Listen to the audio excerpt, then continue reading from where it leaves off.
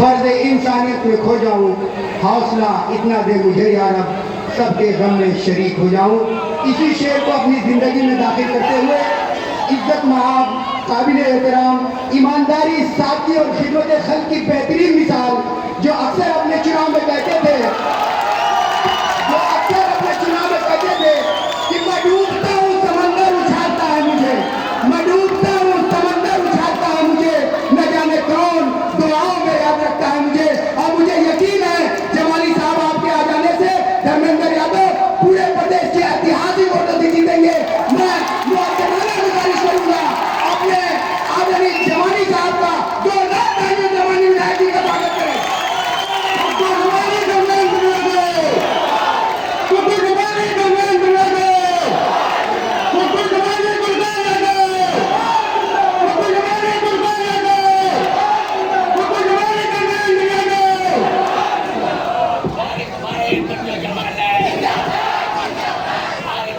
भैया एक बात सुनो, मैं अपने छोटे भाइयों से हाथ जोड़ करके एक अपील कर रहा हूँ, अगर बड़ा भाई मानते हो तो।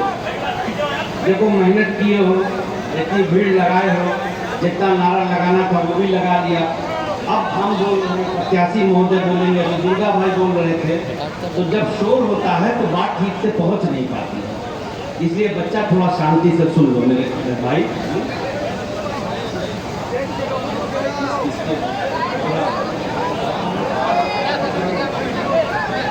आज की इस आलीशान नुक्कड़ सभा की जिस नुक्कड़ सभा में जन सैलाब हुआ है, यही तो है, इसकी सदारत कर रहे।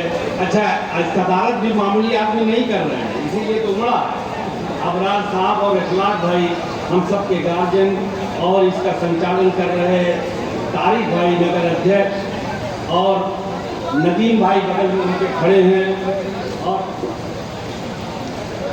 और उसके बाद हम सब के और आपके, जिसके लिए हम सब लोग यहाँ खड़े हैं, आदरणीय धर्मेंद्र यादव जी जो आपके लोकप्रिय प्रत्याशी हैं, और मेरे बड़े भाई और मेरे मित्र आदरणीय दुर्गा प्रसाद यादव जी, जिनकी बातें आपने सुनी। यकीनन मैं सही मानों में दबानी नहीं, दिल से उनकी इज्जत इसलिए करता हूँ कि वो एक नेक दिल इंसान है।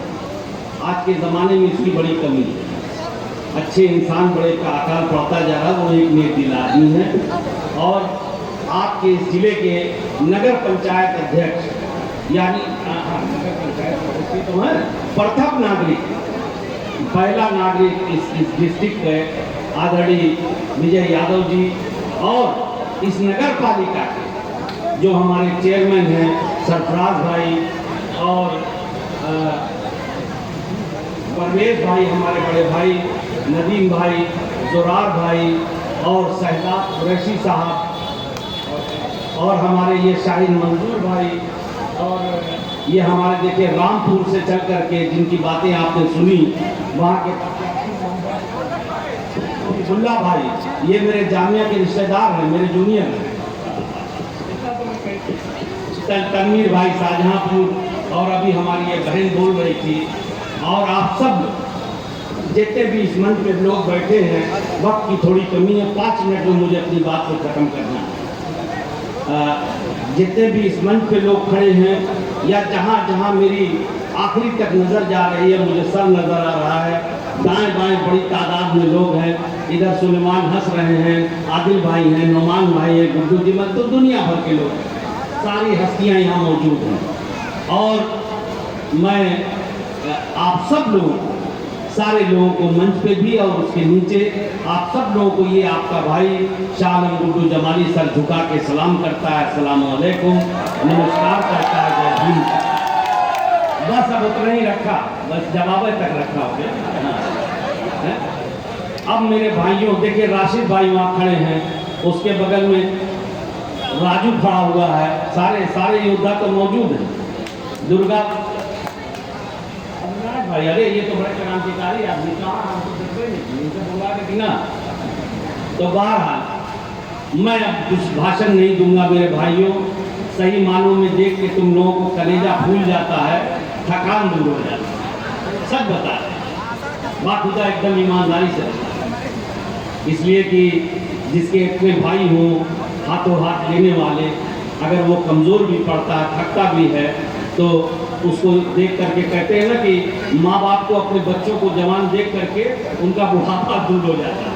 तो अब मैं उस दर्जे पे तो नहीं कि मैं कहूँ माँ बाप, लेकिन बहरहाल तुम लोगों से ज़्यादातर लोगों से बड़ा, तो अपने छोटे भाइयों को देखता हूँ और ये भी देखता हूँ कि उनके दिलों में हम लोगों के लिए इज्जत है, हमारे लिए इज्जत है, आदरणीय दुर्गा भाई के लिए इज्जत है, तो हम लोगों का दिल बड़ा हो जाता है। बस इतनी सी बात है। चूँकि ये इलाका हम लोगों की जन्मभूमि, यहाँ हम पैदा हुए, यही बड़े हुए, हम चड्डी पहन के घूमते थे, आज इस उम्र में आ गए हैं। और यहाँ से लेके बाज बहादुर हो, किला हो, कोट हो, चाहे इसके आगे पहाड़पुर हो, चाहे उधर बदरका हो, ये सारा इलाका हम लोगों का इलाका है।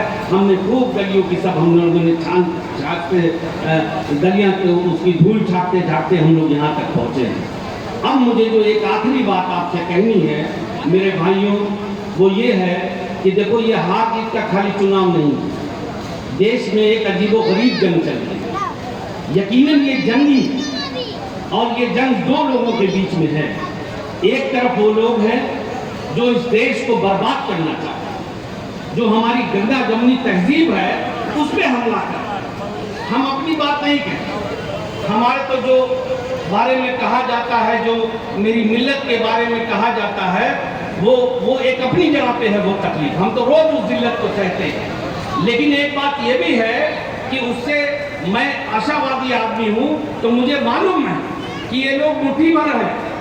मेरे जो अक्सरियत हिंदू भाई हैं वो अच्छे दिल दिमाग के हैं, हमसे प्यार करने वाले हैं, और मुझे इसलिए इनसे नफरत होती है कि वो हमारे बीच में खाई पैदा करना चाहते हैं। और आज दिल खुश इसलिए है कि हम तो पीछे खड़े हुए हैं, हमारा हिंदू भाई आगे बढ़ के इनसे लड़ रहा है, हम तो उनको सपोर्ट कर रहे हैं। सच्चाई ये है कि वो लड़ रहे हैं हमारे लिए। अभी हमारी बहन कह रही थी ना, आदरणीय अखिलेश यादव जी लड़ रहे हैं, राहुल यादव जी लड़ रहे हैं, कहीं कोई लड़ रहा है, कहीं कोई लड़ रहा है। एक लंबी जमात है, केजरीवाल जी से, ममता जी से, फवाद जी से, सबकी लेके एक बड़ी लंबी जमात है। उसमें हमारे जैसे भी कुछ लोग हैं, आपके जैसे भी कुछ लोग हैं। साथियों, इसलिए ये लड़ाई अहम है कि हमें खाली माननीय धर्मेंद्र यादव जी के लिए वोट नहीं देना है, अपने लिए भी वोट देना, अपने आने वाले मुस्तकबिल के लिए वोट देना, अपने इस देश और इस मिट्टी के लिए वोट देना है जिससे हम प्यार करते हैं। क्योंकि अगर हमने इनको सबक नहीं सिखाया तो ये फिर रुकने वाले नहीं। अब इनका निशाना, ये सब तो ज्यादातर तो इन्होंने जो किया सब मालूम है, लेकिन अब इनका आखिरी निशाना है, वो है संविधान। अब ये अपना खूनी पंजा संविधान की तरफ बढ़ा रहे हैं, और उसको जहां तक हो सके हमें अपनी आखिरी ताकत तक रोकना, जितना हमारे दम में दम। और मैं इसलिए ये बात कह रहा हूं कि आप वोट देते हैं, मगर वोट देने में परसेंटेज हमें बढ़ानी पड़ेगी मेरे भाइयों। हमारी पोलिंग कम रह जाती है। मैंने देखा है कितनी बड़ी ताकत हमारी है इस पूरे शहर में, उस लिहाज से हम लोगों की परसेंटेज कम रहती है। इसलिए अपनी पूरी ताकत लगाओ और जहां तक हो सके कम से कम 15 से 20% पोलिंग बढ़ाओ, इसको 80-90% तक पहुंचाओ। और मुमकिन है, अभी मैंने कल ही अखबार में पढ़ा है कि कहीं पोलिंग हुई और 4-5 गांव ऐसे हैं जहां 100% पोलिंग हुई है, यानी कि 100%। तो वो हम भी कर सकते, ऐसी क्या बड़ी बात, वो भी इंसान है। और जहां तुम्हारे जैसे इतने लोग हों, वो क्यों नहीं हो सकते? कोई कमजोर है, बुजुर्ग है, उसको कंधे पे लाद के ले जाओ। इसलिए कि ये लड़ाई हमने नहीं छेड़ी है, ये लड़ाई हम पर थोपी गई है। हम तो चुपचाप रहने वाले लोग। लेकिन अब क्या कहा है, किसी ने कहा है कि जिंदा रहना है तो हालात से डरना कैसा, और जंग लाजिम हो तो लश्कर नहीं देखेगा।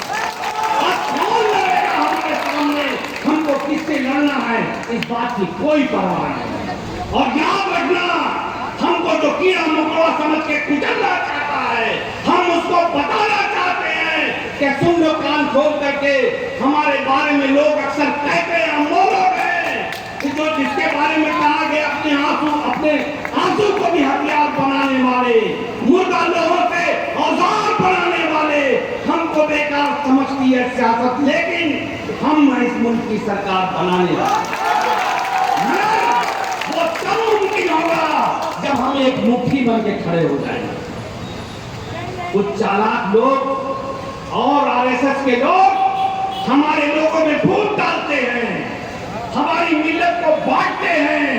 कोई मसलक के नाम पे बांटता है, कोई अगले पिछड़े के नाम पे बांटता है, याद रखो।